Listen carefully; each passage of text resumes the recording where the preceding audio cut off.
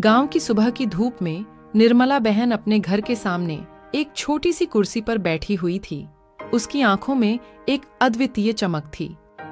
वह एक सामान्य गांव की लड़की थी, लेकिन उसकी सोच और कार्यक्षमता कुछ अनोखा था। निर्मला की जिंदगी गांव के रोजमर्रा कामों से भरी थी, लेकिन उसने कभी हार नहीं मानी।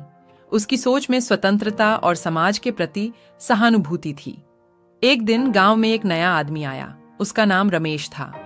रमेश ने एक पुस्तकालय खोला और गांव के बच्चों को निःशुल्क शिक्षा प्रदान करने का फैसला किया। निर्मला ने भी इस आविष्कार का समर्थन किया।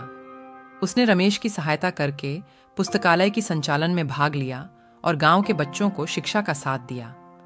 पुस्तकालय में एक अद्वितीय वातावरण था, जहां बच्चे स्वतंत्रता से पढ़ाई करते थे।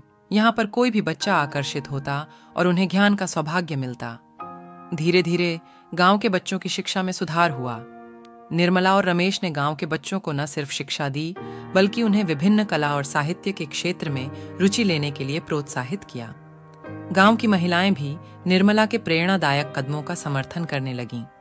उन्होंने एक महिला समूह बनाया और गांव की रोजगार की स्थिति में सुधार के लिए काम किया। धीरे धीरे गांव में एक नया सामाजिक नजरिया बनने लगा। लोगों की सोच में बदलाव आया और उन्होंने अपनी समाज सेवा में योगदान देना शुरू किया।